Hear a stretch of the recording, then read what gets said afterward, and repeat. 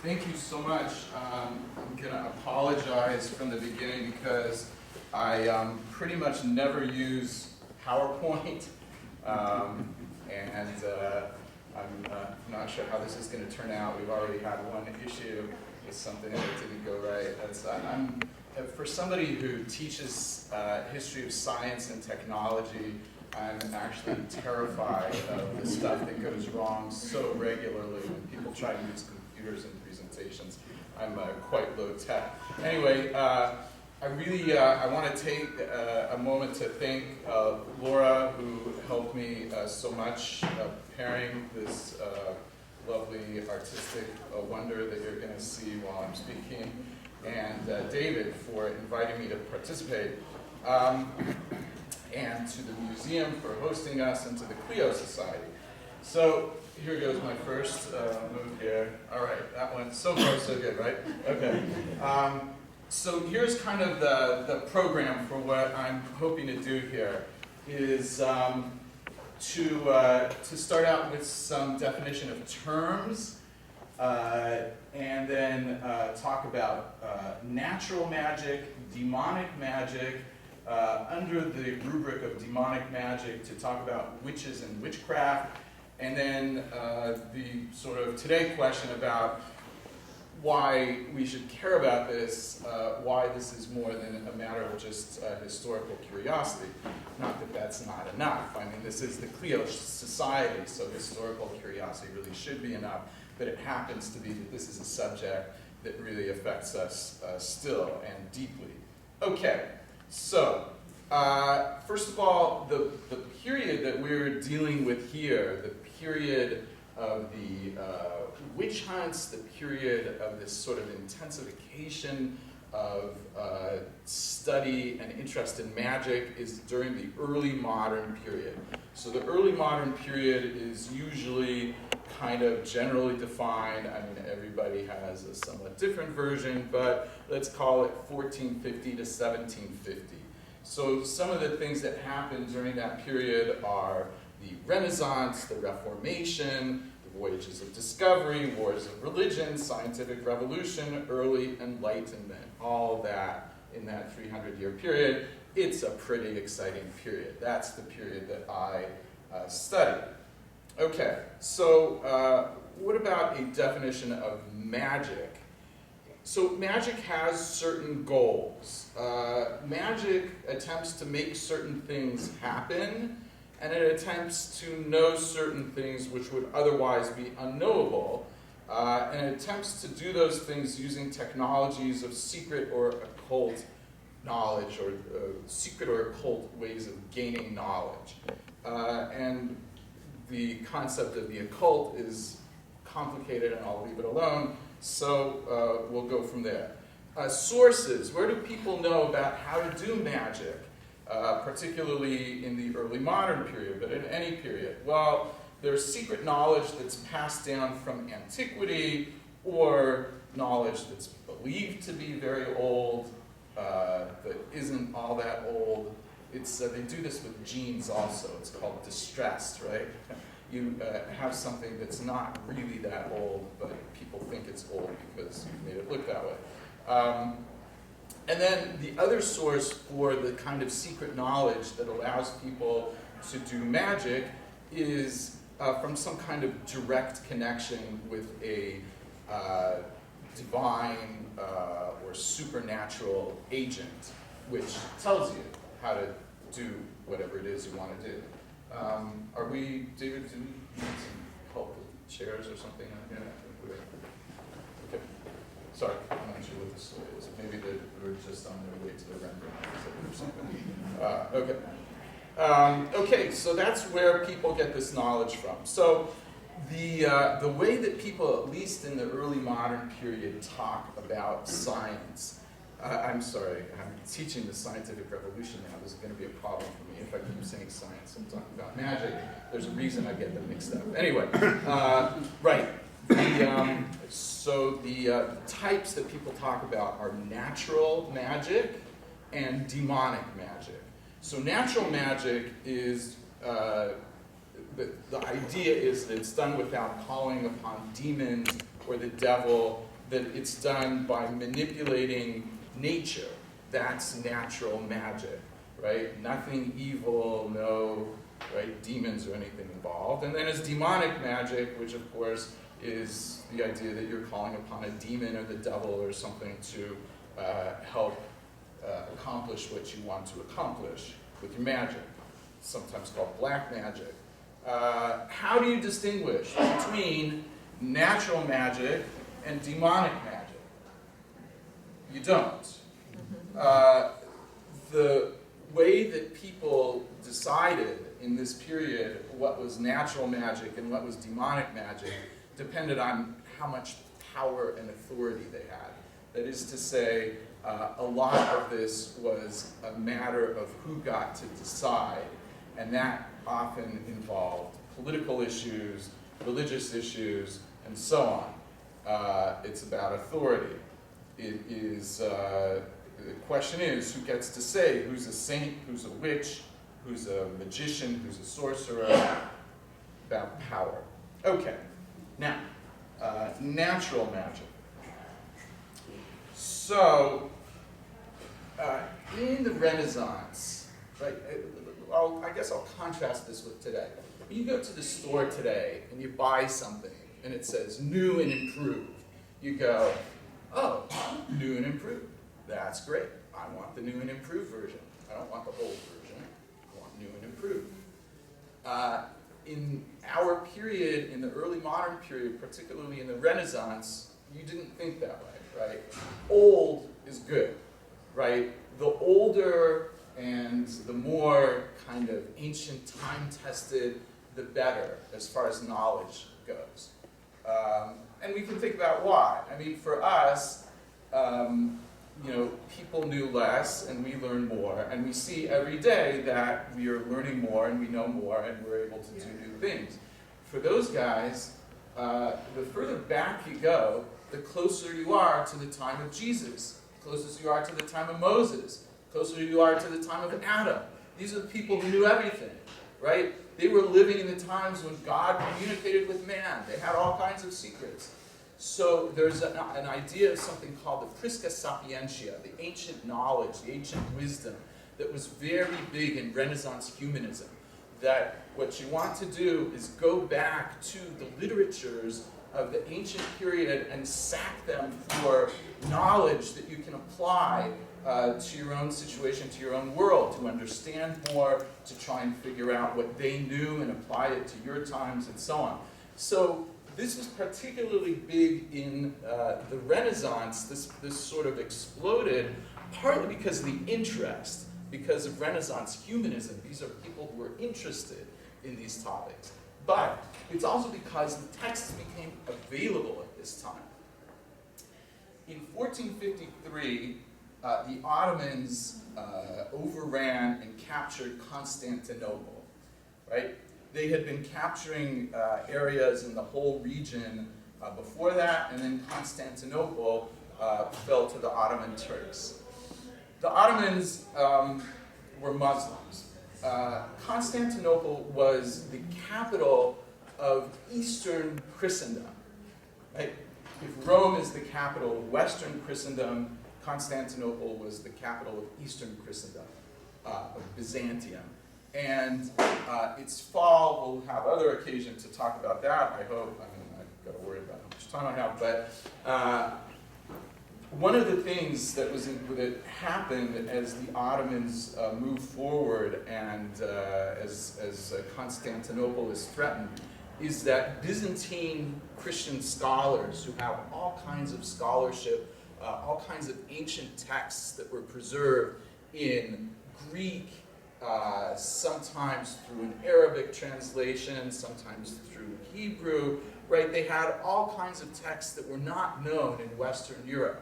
And as they flee, many of them, I mean, there are various ways that these texts arrived in Western Europe, but this is one of the ways that Byzantine scholars bring their manuscripts, particularly to Italy, right?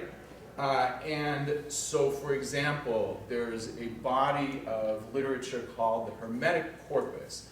a corpus of writings allegedly written by a priest who was supposed to be a contemporary of Moses named Hermes Trismegistus, the thrice blessed Hermes. And the Hermetic writings are supposed to be therefore very old, right, from the time of Moses, and they contain a lot of magical ideas and sort of correspondences and things that fit into a magical world picture, critical for that whole area. And they show up in Italy in the middle of the 15th century. And they're brought to Florence. And the leading Florentine humanist and translator is a guy named Marsilio Ficino. And Ficino is working on some other stuff that's arrived recently, which is dialogues of Plato that nobody had ever seen before. So that's what he's supposed to be working on. And wait, stop, drop Plato. We're not as interested in Plato. His sponsor, Cosimo de' Medici, tells him, drop everything, translate the Hermetic writings. Those are the really important thing. This is the way people thought about these ancient writings that contain magical knowledge and wisdom. They're so full of important wisdom that that's project number one. You got to work on that. Other literatures that were showing up. By the way, the Hermetic corpus isn't really that old. It's old. It's not that old. It's from the early centuries of the Common Era, 2nd, 3rd centuries. This is a common thread through a lot of these magical texts, that they're not really as old as they claim to be, but that's a whole different story. Okay. What else is showing up? The Sibylline oracles, these ancient Greek oracles, the Kabbalah, which is also much, much later than people thought it was, but that's an ancient Hebrew wisdom, and things that claim to be of ancient Egyptian origin, and so on. And people are very excited about all this material. So this is one of the reasons that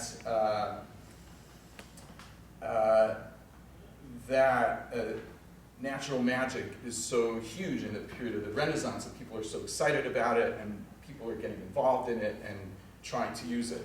I'm going to quote from James Jacob, who's describing the magical world of Marsilio Ficino, whom I was just mentioning. And this is a quotation. Ficino's magic is based on a Platonic and Stoic idea that the human soul is a microcosm of the world soul that animates the macrocosm. So this is a key idea for Renaissance magic, right? The microcosm, the human microcosm, and the macrocosm. What I should have done is brought the famous Leonardo da Vinci, right? The man figure that everybody knows if you read Dan Brown, right? Okay.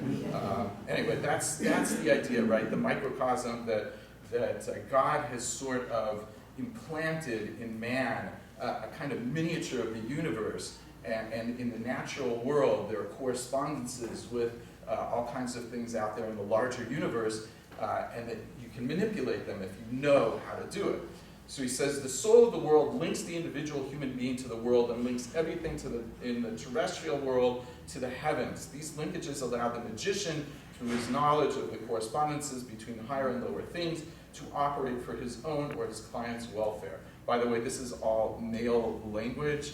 I won't try to talk about the gender aspect of this whole story, but maybe that'll come up later. Magic can reward its beneficiaries with health, prosperity, and spiritual purity. Certain earthly things, for instance, plants, gems, music, and scents, help in concentrating celestial influences. And the magician knows how to use these things as so many lures or charms to call down the benefits of the stars and planets. So let me explain this idea for just a moment, right? You know that in this room right now, as we sit here, or stand here in my case, the room is absolutely full of television signals, radio signals, cell phone signals, right? They're everywhere. Why can't I just listen and hear your cell phone conversation if you're not talking loudly? Or let's say, why can't I tune in channel 4 just by listening for it?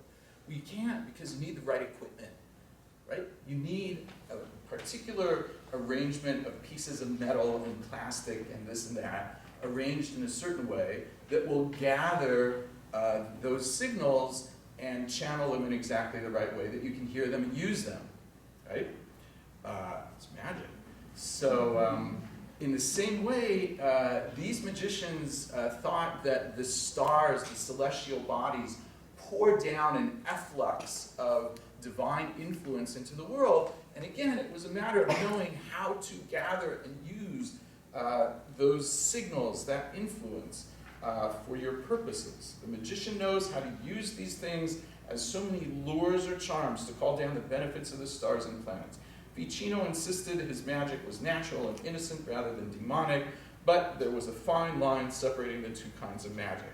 I will go further than James Jacob and say there was no line dividing those two kinds of magic. It was all about who had the authority to declare what was what, as I said. Okay, so that is the sort of big picture. Specific arts of Renaissance period magic, early modern magic. Alchemy, known as the Hermetic art, right? It is an art that people learn from reading. It was ancient, right? Definitely thousands of years old, at least 1,500 years old at this point, probably more. But the Hermetic corpus, these writings that I was talking about that had shown up in Florence and were translated by Ficino into Latin so everybody could read them, because as we know, everybody reads Latin. So those were full of sort of alchemical ideas, and the goal of alchemy is to use heat, mixtures, other techniques to purify and to improve natural substances. So the most well-known operation of alchemy is to turn base metals like lead into gold. And many people think that that's all that alchemy was about, right? We're going to turn stuff into gold and get rich. But that wasn't the whole thing. The real alchemists saw themselves as imitating God in the act of creation. They're trying to create a spiritual exercise through the correspondence of their earthly materials with planets and constellations. The goal was sometimes described as the green lion, other times described as the philosopher's stone. If you grew up reading Harry Potter, or your kids did, you know that that's a thing, right? The philosopher's stone or the green lion is a sort of a principle. What exactly it is not necessarily so clear, but it's a panacea. It's going to, you do it right, you get everything lined up and perfect, and what you have is a situation in which you can heal any illness, you can feed everybody, you can solve any kind of problem. It's all about having the green lion or the philosopher's stone. Okay. Would bring peace, healing, health, wealth to the world. So there's elaborate symbolism in alchemy. There are secret books for communicating its operations.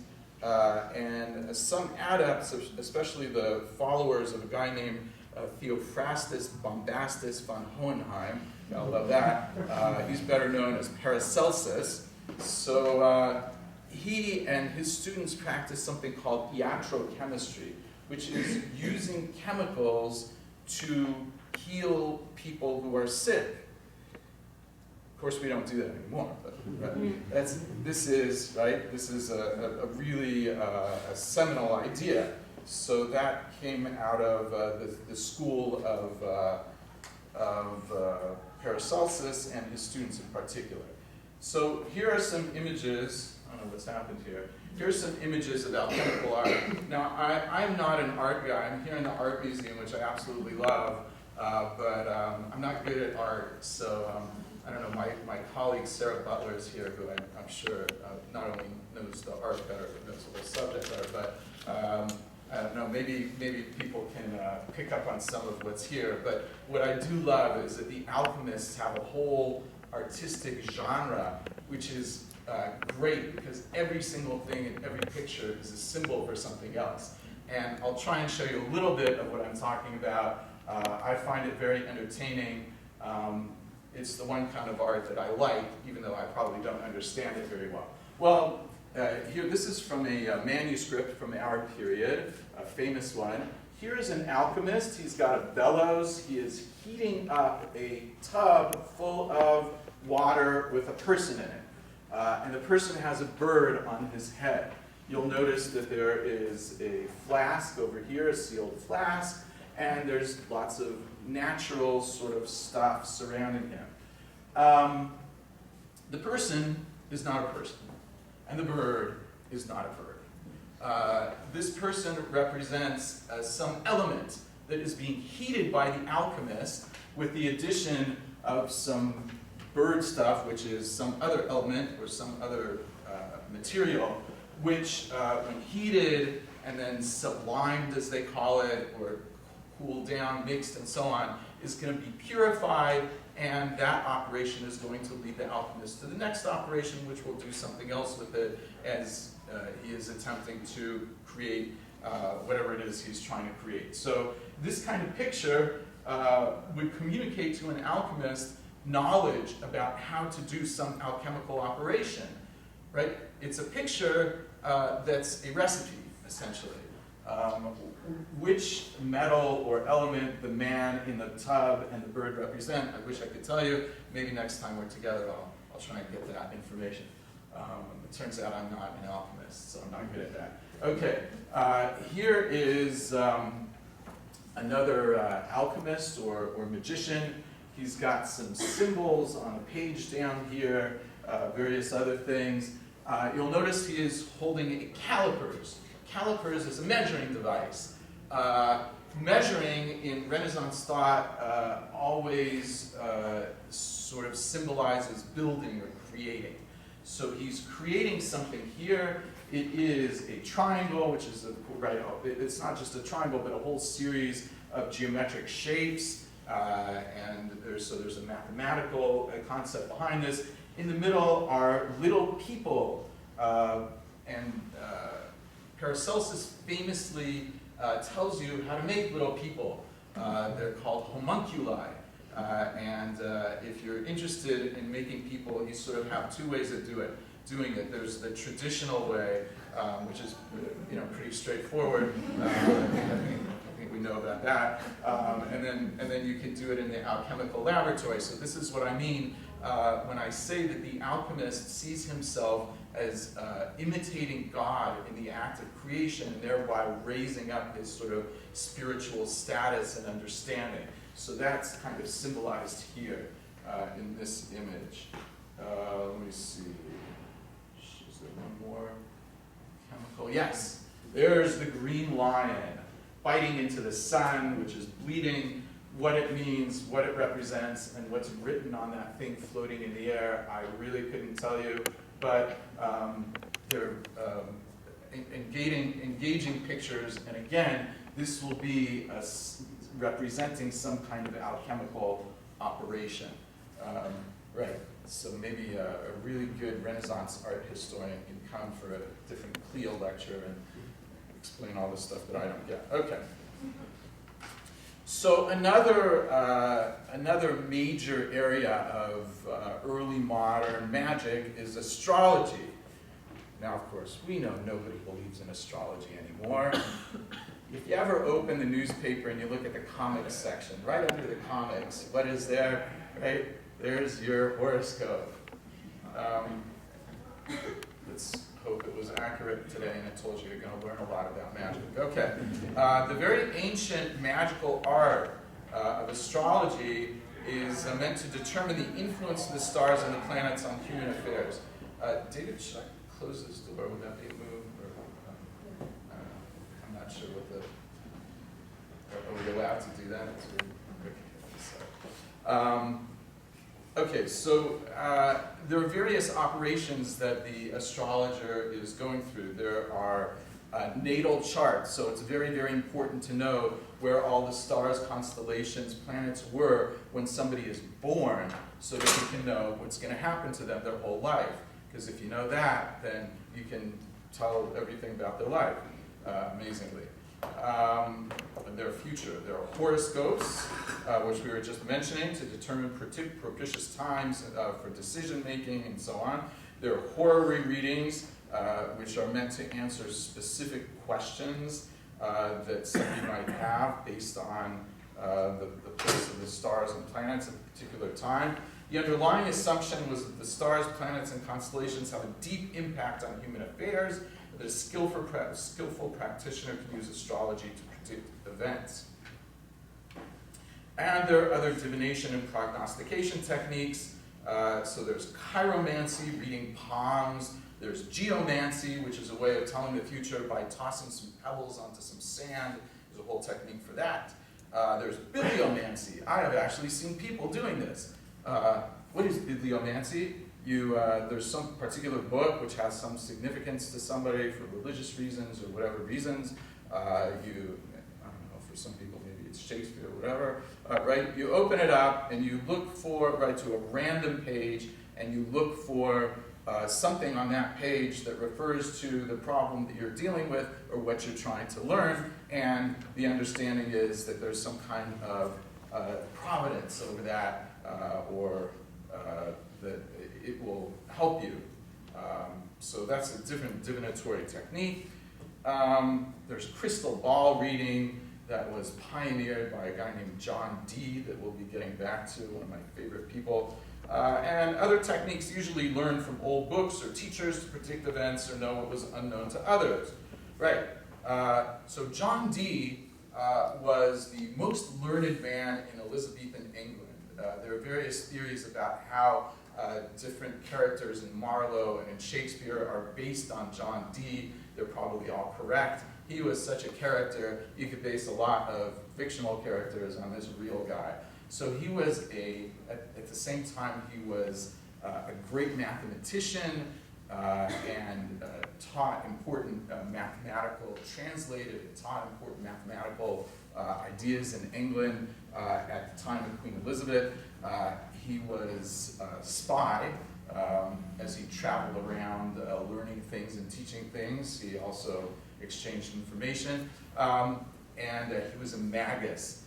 He was a magician. He had the largest, at least largest private library in Elizabethan England. And he was this great scientific figure. He was a leading figure in maritime issues also. He wrote a famous introduction to Euclid, and in his copious spare time, he's talked to angels. That's what he was doing. He had a scryer who was like a medium named Edward Kelly, and he had a crystal ball, and he would talk to angels who would tell him what was going on. And a lot of what they had to tell him was that the second coming of Christ was going to happen soon, and that the world was just completely falling apart, but that, right, it would be fixed. Okay, anyway, so that type of thing is going on too. Now, so here is a famous image of chiromancy. Here is a learned scholar of some kind. You can tell he's a learned scholar because he's got books, right? And he is reading somebody's palm, presumably a noble or something. And here we have a blown up image of the page that's sort of casually hanging off his desk. Biyad kol adam yachtam lada'at kol anshe ma'asehu, in the hand of every man it is sealed the knowledge that all men are God's creation. That is a passage from the book of Job. And then there are all the details about what you're looking for to do chiromancy, to tell people's future and tell about them by looking at their hands. Now here is a beautiful image, a very famous image of a guy named Heinrich Hunrach. He was a Renaissance magus, and here he is in his laboratory. But as you can see, it's not just a laboratory, it's also a temple, right? Look at what he's doing. He's kneeling down in front of this sort of shrine. And I won't try to tell you all the things that are written up here. The critical word I think here is right there, chokhmah, wisdom. And he is he is praying essentially clearly at the Temple of Wisdom. So here we have some of his tools, right? Here are musical instruments, as we saw before. Music was part of the way that people brought the celestial powers into their realm to use them. Here are alchemical instruments. There are more various tools of the magician, and of course lots and lots of beakers with samples of, no doubt, Eye of Newton, Toad Frog, and all that kind of thing up there. So you kind of get a sense of, right, all of this, all of the arts and sciences can all be used to increase knowledge and to affect the world and to create the impacts that you wish to have if you were a wise magus. Okay. So finally, I'll say just a little bit about popular magic. So most of what we've discussed until now is learned natural magic. But there's magic at every level of society. Every town had its cunning man or cunning woman who was a kind of a low-level magician. They learned whatever they learned. Maybe they could read and got it from a book. Maybe they learned it by studying with somebody.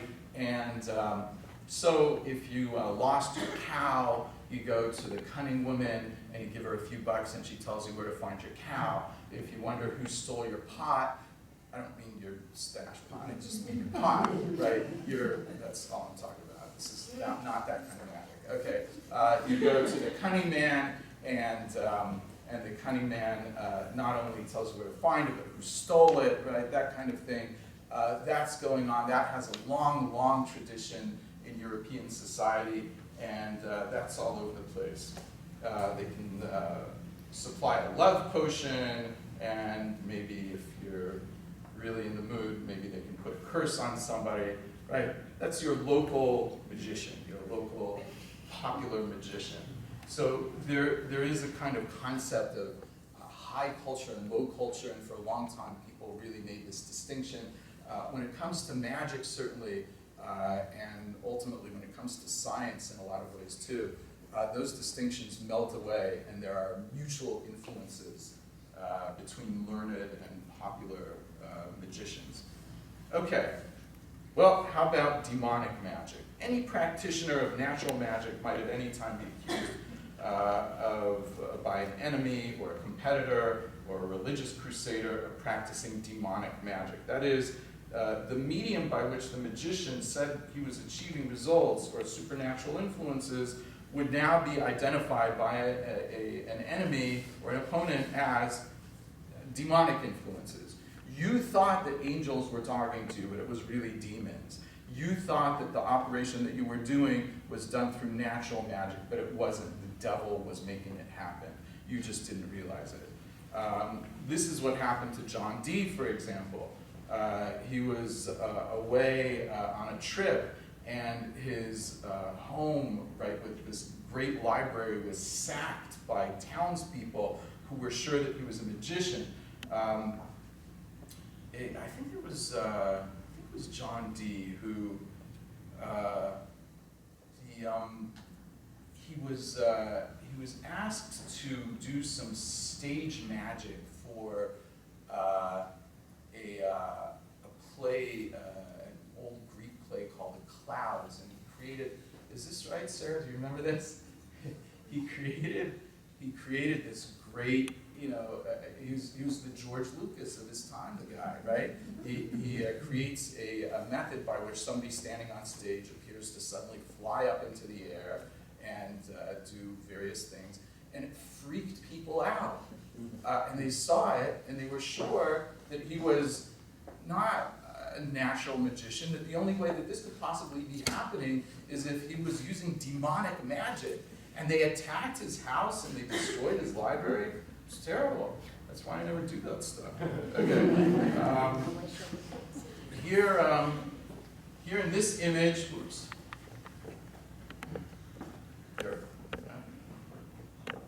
This technology is obviously too much for me. Here you have another form of divination, which is called necromancy. The man on the right is Edward Kelly, who was the scryer for John Dee. And he was the expert at communicating with the other world. And he and his partner are using magical techniques that you can see here, including angelic names, symbols, and so on, to raise the spirit of a recently dead man to find out where he had buried a treasure. Do not ask me whether it worked. I have no idea. You notice the very Charles Addams type of artwork in the background and so on. So this is the type of thing that somebody using demonic magic might be up to. So again, any of the magic arts could be deemed demonic. It was all about the source of knowledge or influence and who got to tell you what the source of your knowledge was. And just to get a sense of the horror of demonic magic, here's a demon, a very unpleasant demon. This is, I think, a 15th century woodcut. This couple has sold their child to the demon. I keep trying to find out what their kid did. I don't know, maybe he painted with crayons on the wall or something. And they were so angry, or maybe they got a good offer from the demon, right, for some money, and they have sold their child to a demon. Imagine how terrifying that is if in your world those things really happen. Okay. So the paradigmatic demonic magical practice is witchcraft. It's doubtful whether anyone ever self-identified as a witch. Maybe Samantha Stevens in the Bewitched TV series, as far as I know she's it. It was an accusation that was usually leveled by ordinary people at other ordinary people because of some general suspicion of malfeasance, some jealousy, some perceived impertinence toward the accuser or toward society. 75 to 80% of the people accused as witches during the so-called witch hunt during the early modern period were women, and it's largely because women couldn't defend themselves as well as men, but also because there were these highly misogynistic ideas, especially among the clergy, about the idea that women were not as strong as men, were not able to stand up to the wiles of the devil and the demons as well as men were, and so on. Okay. Witches were accused of maleficia, of damaging their neighbors, and they got together and met at a witches' Sabbath. The witches' Sabbath, which is it's a sort of free-for-all frat party for witches and demons and so on. They dance and they go wild and so on. So in a moment, that will bring me to the question of why all of this exploded specifically in the early modern period. But first, some pictures. Okay. That was a Monty Python bit called She's a Witch, which I imagine that many of you are familiar with. I couldn't get it to work here, so I'll just give you a moment to imagine that going through your mind, right? With the woman with the false nose and so on. Okay, I've left you a blank screen for your imagination to work on. Okay, this is a puppet, which is one of the techniques that witches were accused of using to hurt people. And it's likely that there were people actually using these for those purposes. And how that worked, what the technique was, is a whole different story. This is maybe the only puppet that has lasted until now, if not the only one of very few. But you can see it's a little bit scary. And these were used to manipulate people's lives. Here is the witches' Sabbath. This is unbelievable. This is, again, I think a 16th century, 17th century image of the witches' Sabbath. And look at the elements here. There are a lot of demons dancing with a lot of witches. There's a lot of sex going on right there, and it's satisfied, whatever, right? Up there, we won't go into that.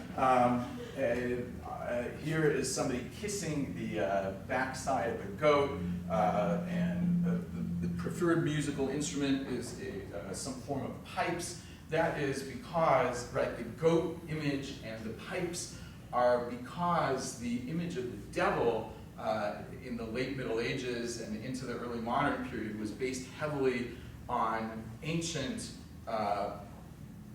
man-god, animal combinations like Pan, right? So these are the pipes of Pan. Pan is this sort of goat person thing, so that's all very much in evidence here. I won't take the time to go into what all is happening because I'm already running later than I should, but you got the idea. So that's what some male artist imagined is going on at the Witches' Sabbath. It's a party, right? Food, drinking, music, dancing, and sex. Okay. Let's see. Oh, sometimes it sneaks up on you. Sometimes there's somebody who seems to be very much an innocent person, a good person, somebody that we love, but somehow, little by little, you learn the truth that she's really a witch, right? Now, watch carefully. It's Mother Goose. We love Mother Goose. She tells nursery rhymes. She hangs out with our kids and babysits them when they've seen too much TV already. She's great, right? She flies through the air on her goose. Oh, okay. Old Mother Goose, when she wanted to wander, would ride through the air on a very fine gander. Wow, she's beginning to look a little less pleasant. This is called transvecting. Transvecting is flying through the air on an animal or some household object, like this one, a broomstick, right, or a goose. There's Mother Goose. What's that hat she's got on? Oh, yeah. And this is where you end up. Mother Goose is a witch. You didn't realize it. You let her play with your kids. You should never let her near your kids. She's a witch. She's transvecting. She's got the hat from Amazon.com, you know, the official witch hat. She's got the whole witch thing going. Very dangerous, Mother Goose. You want to stay away from her. Well, that is not a joke in some ways, because when somebody was accused of being a witch, basically it was about taking one of your neighbors or friends in the community and code switching them, turning them from a friendly neighbor into somebody that you just never realized was your enemy and was trying to hurt you all this time. Okay, so why at the dawn of modernity? And I realize that I'm running later than I should, but I'll try and make this a little fast. Okay, so the most compelling reason that all of this is happening at the dawn of modernity. So I'll first talk about natural magic, and I already told you some about that, right? Why is natural magic exploding at this time? It's the rise of Renaissance humanism. Humanists were interested in the knowledge of the ancients, the same impetus that rediscovered Greek and Roman ideas, for example, ideas of art, exemplified, I am sure, here in this museum, right? As people learn the ancient Roman and Greek artistic ideas, that same impetus also led philosophers to find the Hermetic writings, the Kabbalah, and Neoplatonism.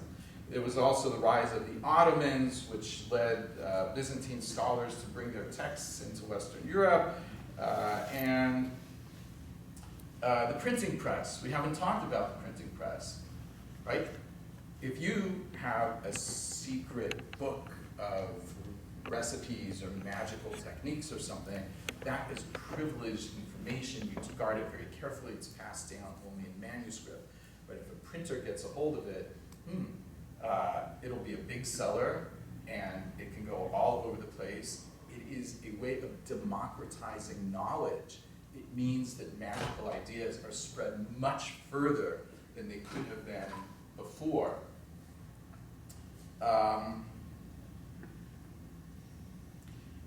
Many people thought that the optimistic pagan magical ideas about man's ability to manipulate nature would heal the world and would help bring the second coming of Christ. So Christianity, right, first Catholicism with its ideas of original sin and so on, right, is somewhat pessimistic. And then you get into Calvinism, which is really, really pessimistic. Basically, according to the Calvinists, almost everybody is going to burn in hell forever. And if you're one of the elect who's saved, there's no way to really know it, but you're going to have, let's put it this way, lots of space up in there in heaven. It's not going to be too crowded.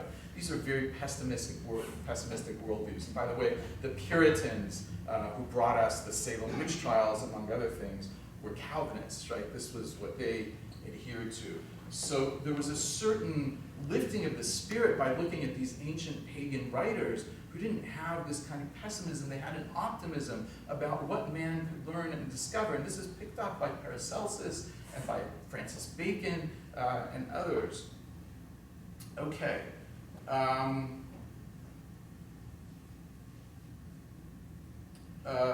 Here's another element which you might not think of. This is an idea that was, a certain form of it was taught by a great scholar named Dame Frances Yates, and has been picked up and developed by other people. If you looked at that alchemical laboratory, you noticed that there were retorts and ovens, furnaces, right? It's all the equipment you would find in a chemical laboratory.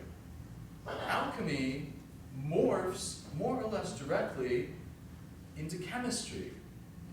The father of modern chemistry, Robert Boyle, was an alchemist.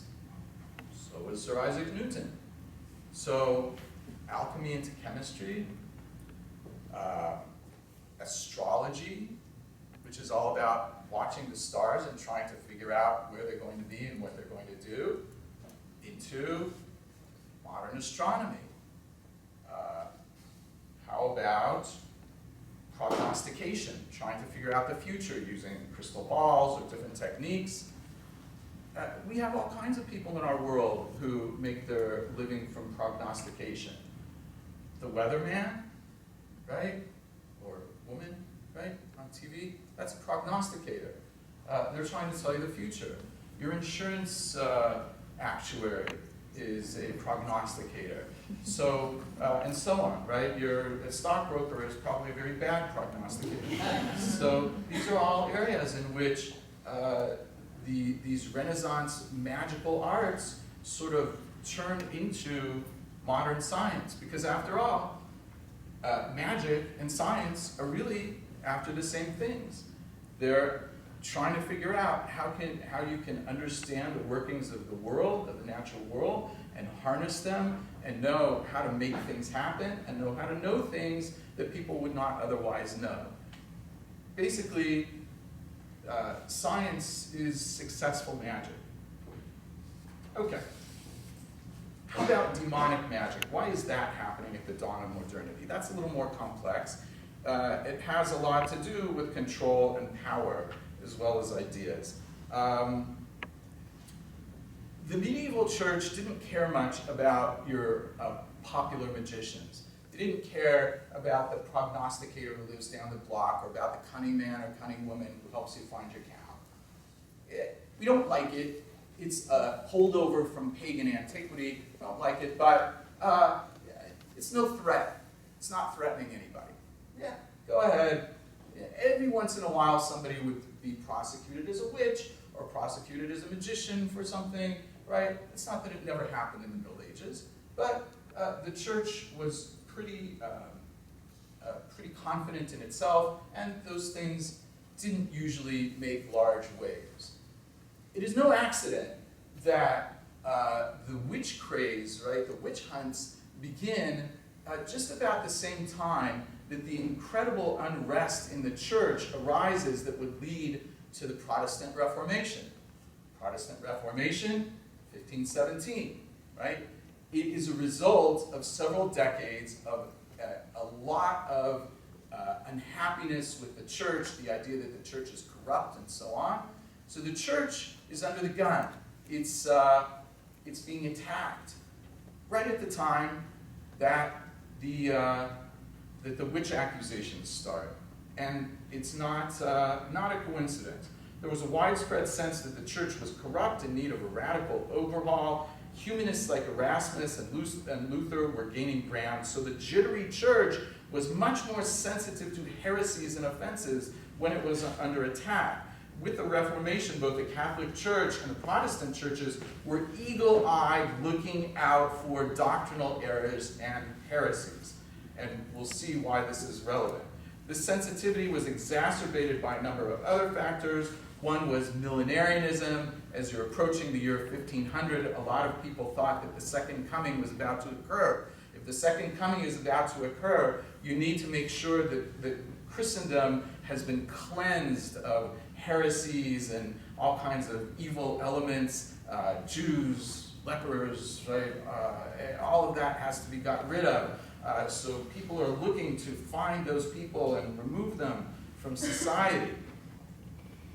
Another thing that made people nervous was the threat of Islam, especially after 1453. Christianity was under attack. It was scary times for the church. A separate but perhaps related development was the reimagining of what a witch was, and this is critical, and it is related to developments in the church in this period. In the Middle Ages, right, the crime that you might worry about a witch or a magician doing was maleficia, hurting people by using magic, right? It's a crime. It's a crime just as much as if you went and took a hammer to somebody's window, right? If you broke it by magic, well, right, that's a crime.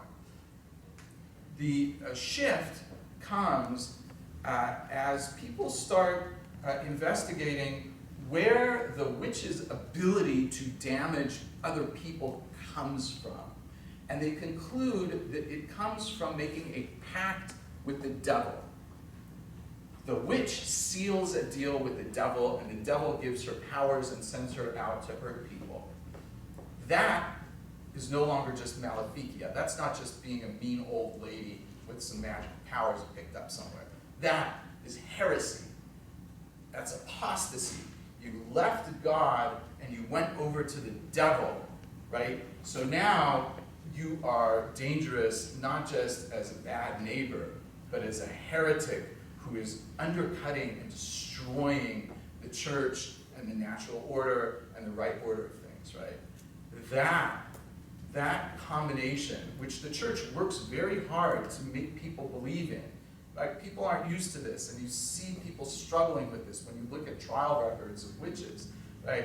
But the church really tries to infect people with this idea that the witch isn't just a bad person with some magic. The witch is a heretic and extremely dangerous. That is a change that really comes up in the early modern period and changes the whole way people perceive witches. And finally, in terms of why the early modern period, there are changes in the court system. The single most determinant factor about whether somebody who has been accused of witchcraft is going to be brought up to trial and burned, right, or killed as a witch, has to do with the nature of the court in which they're tried. The more centralized power, the more hierarchical power there is in society, the more control over the courts by central powers, the less chance that an accused witch is going to end up killed by the court. Case in point, the Inquisition. Inquisition's bad. We all know Monty Python, right? We don't like the Inquisition, but in places where the Inquisition is in control of, right, is essentially the ecclesiastical court, the church court, like in Spain or in many areas in Italy, there are far fewer successful witch prosecutions than there are in areas like in Germany, where the courts are very independent and local. Okay, now, very briefly, why should we still care about magic? Okay, so you might think that all this is past, we're done with all this magic, who believes in magic anymore? It's a joke, the horoscope in the newspaper, blah, blah, blah. Okay. I spend a lot of time in Cleveland these days, and I have this friend there who's convinced that if he does not watch the Cavaliers game, the Cavaliers are going to lose. Do you know guys like that? Yeah? Right. They're all over the place. Right? That guy's a magician. Okay. How many people here, when you think through what you believe, you realize you believe in some kind of omens, karma, inexplicable ritual, or superstition? Seriously, right? Rudolph the Red-Nosed Reindeer, the Easter Bunny, the Tooth Fairy, right? It's all over. There's a great story, which is probably untrue. It's told about the great 20th century physicist Niels Bohr. Somebody goes to Niels Bohr's house, and there's a horseshoe that is nailed up over the door, and they start giving him a hard time. You, the great physicist, what kind of low, magical, ridiculous superstitions do you believe in? So Bohr says, well, I don't believe in it, but I'm told that it works even if you don't believe in it. That's what he answers, right? Okay. So this story is cited in a book that has an unfortunate title, but I think is a brilliant book on the subject. The 7 Laws of Magical Thinking, How Irrational Beliefs Keep Us Happy, Healthy, and Sane. I don't know who marketed this thing and gave it this title, which is awful, but this book has a brilliant insight. And the insight is as follows, and this is an idea that really goes back to our period, right? Think about being an early modern person who's just discovered that the Earth is not at the center of the universe, but rather is just one planet circling one sun of, you remember Carl Sagan, right? Billions and billions of stars, right? And they've all got planets, and it's infinite. If the universe is infinite, human beings are not at the center. We are nowhere, right? An infinite universe has no center, has no top, no bottom. It's infinite.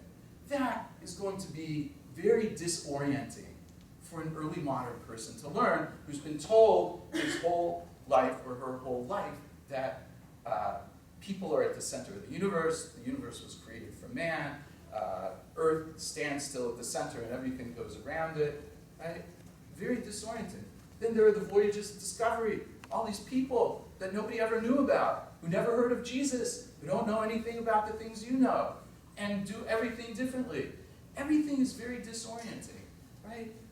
Microscopes, the whole world's existing in a drop of water that you never saw. The telescope, the whole, right, the universe before you, it's super disorienting.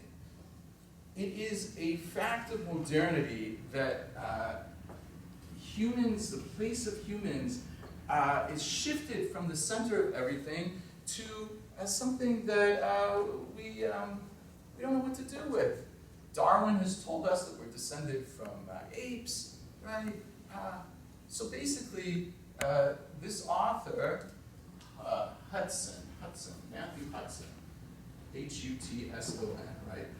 He says, you need magic, because without magic, you would go insane. Because it's all disorienting. Your mind cannot deal with the randomness of reality and the depression and the sadness of what it means that relationships won't have continuity.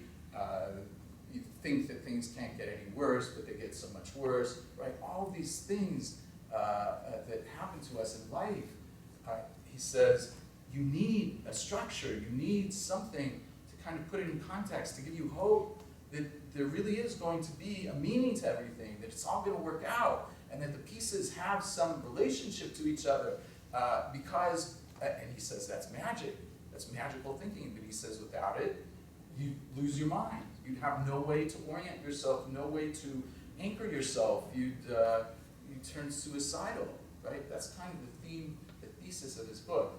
I'll just, as a last point, say that I think this is why we go to the movies, right? In a movie, everything that happens all through the movie, all is relevant and all fits together at the end, and it comes together. This is not true of Quentin Tarantino movies, but normal ones, right? Where it comes together at the end, there's a Hollywood ending, all the pieces come together, and it all makes sense. That's not the way life works. It's magic, right?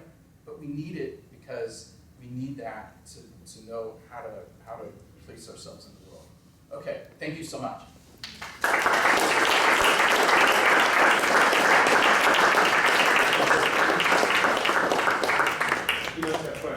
Questions, thoughts, concerns, considerations, ideas, problems? So I understand you're a historian, you're focused on this medieval period, but like Early modern. Early modern. I wonder if you see any connection. Like when I was growing up, there was this satanic ritual abuse scare that I heard about like on TV shows, and like now with the internet, there's these conspiracies that elites, for lack of a better word, are not just abusing children, but they have some weird secret society rituals and, like in a pizza shop. Do you see any, I understand this might be a bit out of your wheelhouse, but like, do you see any connection between disorientation of the early modern era and like, maybe like globalization now or some sort of thing like that? Yeah. I think that we're at another period of disorientation that may be on a level with that one, or maybe even more. Here's the way that I sort of tell people about that. If you are a student, have been a student in the last, 20 or 30 years at college, if you took a course, you paid $100 or $150 for a chemistry textbook, physics textbook. At the end of the semester, you go to return the textbook, and it's worth how much? 25 cents, right? Because the author came out with a new edition, with new novel, with new whatever, right? If you lived in 1500 and you bought a textbook, you could be guaranteed that it was worth as much or more at the end of the semester or the end of the year as it was when you bought it, because knowledge hasn't changed. It's the same textbook they were using 50 years ago, 100 years ago, and in many cases, 1,000 years ago, right? Same textbook, knowledge hasn't changed. It's moving so fast now. If there's not a new iPhone by the end of the year, we're asking what's the matter, right? It's so disorienting in terms of the speed of change that we are accustomed to in our lives. And these kinds of scandals have, by scholars, been connected with that kind of disorientation. What really happened, right? I'm not in a position to say, but I think that you've really put your finger on it, that these kinds of witch trials, right? Think of the McCarthy witch trials as an earlier example, or this, what was it, McMartin? Was that the name of that satanic preschool accusation, right? The accusations themselves tell you a lot about what people are dealing with and how they're trying to deal with it. They're trying to get a grip on things that are spinning out of control and out of their understanding. So I think you're absolutely right. Yeah. Is there much scholarship on like cunning men and women, or like popular, kind of like sort of popular practices of the period, or is that sort of just like less well documented? Yeah, that is a new growth industry, in fact. Popular culture in general, even though people don't like to use that term anymore, is a big field. The kind of classic in that area for England is a book by a guy named Keith Thomas called Religion and the Decline of Magic, which is an enormous book, which is essentially an encyclopedia of magic, mostly popular magic in the 16th and 17th centuries. But it's picked up from there. That book was published, I think, in 1971, and that field has exploded. So there's definitely a lot about that. People are scouring local court records and things like that. And it's a whole different world of magic studies than people were doing 60, 70 years ago. Yeah. Do you feel that in this modern era, especially in more Western secular countries, aliens and flying saucers and whatnot have pretty much taken the place of ghosts great question. My tendency would be to feel that there's room for everything. It's all about how your mind deals with things. But yeah, I definitely think that it is a way of thinking that is along the same path, and that yes, it's certainly a way that people use to help explain things that they find otherwise inexplicable, right? Like Stonehenge, I don't know. Right? Space aliens can explain anything. Superior intelligences that appeared. So yeah, I think that's true too. It has not completely displaced a belief in magic. And last time I taught the magic and witchcraft course, I had a practicing witch in my class. I had been hoping that they would allow me to create a lab section, but that didn't work out. But that was fascinating, right? That's like the whole space alien thing. That's another whole movement that exists. And again, it's interesting that Wicca is based on what's called natural magic, as we discussed, not demonic magic, but they are trying to revive that and use that. So these are all, I think that these are both examples of how the same types of thinking are appearing in different forms in our society, for sure. Yeah.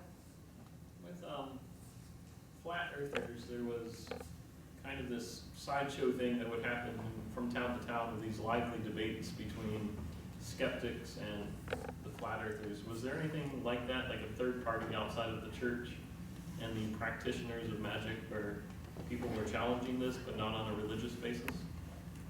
Not really. The church had too much power. I'll give you an example, is that one of the great figures of the Italian Renaissance in philosophy was Count Giovanni Pico della Mirandola. He's most famous for his oration on the dignity of man, right? So he's a major figure in humanism.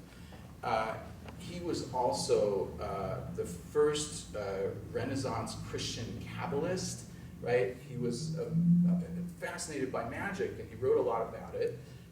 And he presented 900 theses that he wanted to argue publicly, proving, among other things, that ancient magic and Kabbalah and so on were a huge support for the truth of Christianity, as well as bringing all kinds of other knowledge and so on. The Pope quashed it, right? The Pope had the power to do that. In other words, there's no, what we talk about today is a sort of a free zone or a judgment-free zone or things like that. It just didn't exist. Maybe Spinoza was the first person to live kind of outside any church, but within Western culture. That idea was very foreign to people, that you could have a kind of open exchange of ideas. There's always somebody watching, and there's always somebody judging. So in that sense, I don't think that you really have something like that. And when people did try to go, kind of off the chain that way and be impartial judges, they usually got in big trouble. Yeah. With the different types of Christianity kind of around that time, of course, Eastern Orthodoxy and the Protestant Reformation, all that stuff, was there ever any kind of, like, for lack of a better term, interdisciplinary arguments over what counted as magic and what counted as just, like, priestly holy acts amongst the different churches? Oh, you bet. That was a huge subject. I'll give you a famous example. The Protestants regarded the Pope, of course, as the Antichrist. Sometimes he got a break from being the Antichrist because the Sultan of the Ottoman Empire could be the Antichrist for a while. But basically, the Pope was the Antichrist. That's the way people regarded it in England, for example, all through the 17th century. Right? Okay. If you were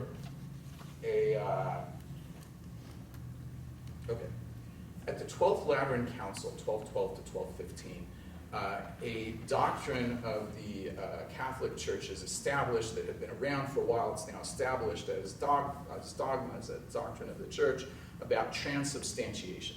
Transubstantiation is the idea that at the Mass, at the moment that a communicant takes the wine and wafer, right? That not in some symbolic way, but in a substantive way, the wine and wafer turn into the body and blood of Christ. Okay. Imagine that you are a common peasant, as I'm sure I would be, right? Standing in the back of church while the Mass is going on. It's too far away to hear what's really going on. But you see the priest up there, and he's doing this thing, right? And he's turning, right? He's consecrating the host and then giving it to people, and he's saying, Hoc est corpus Christi, right? This is the body of Christ. And you're hearing in the back, hocus pocus, something, right?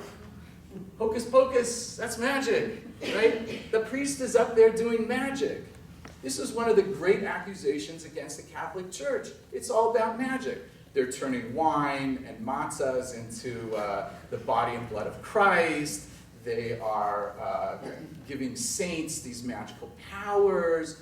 They're these relics, right, which, you know, who knows where they really come from, right? They are imbued with all these magical powers. It's a huge part of the Protestant complaint about the Catholic Church.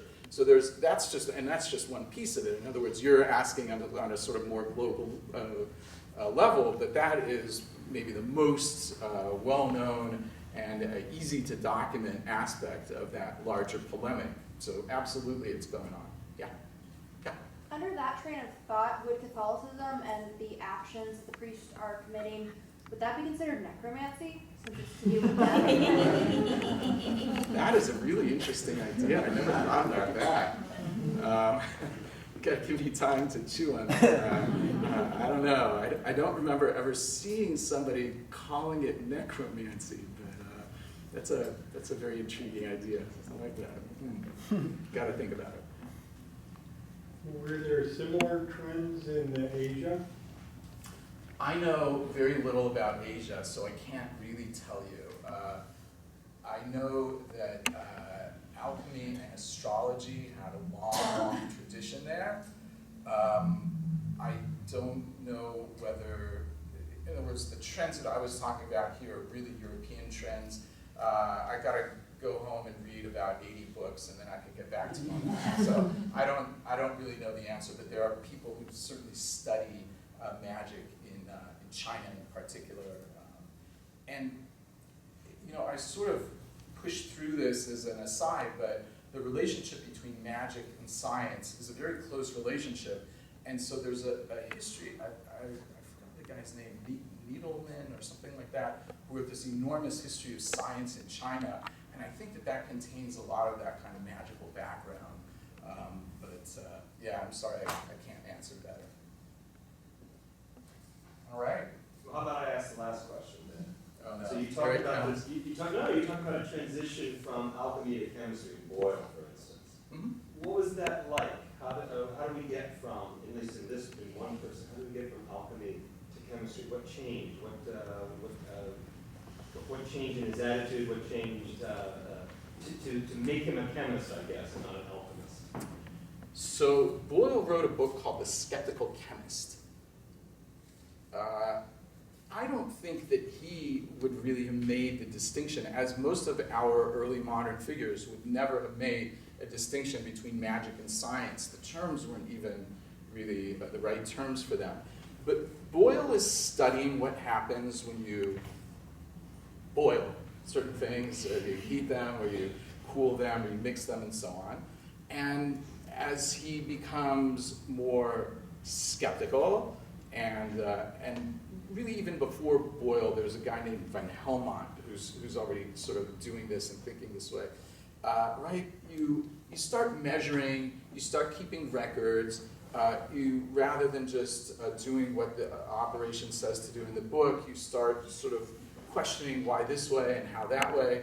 And it's not a stretch to see how it really has to do not with a different method or even a different mindset, but more the rigor and the the application of mathematics and so on that you put into it. The attitude is still one of alchemy and magic, even if the It's methods still are alchemy rigorous. today, right? I'm gonna mix this and this, and I'm gonna make something happen. It's, the mindset is not particularly different. Yes. I don't believe in magic or anything like that, but I do wear my lucky jersey at crew game. And it always works, so. My news for you, David, is that you believe in magic. I believe in magic. Okay. So the only thing I'll say before we conclude is we have another one of these events next month, April 13th, in this room. It's Thursday, April 13th, 7 o'clock. And we're going to have a panel discussion that evening, and the theme is post-truth in history. So we're going to explore a concept that is much in the news today. April 13th, please put it on your calendars. Hope to see you next month. Thank you for coming out this evening.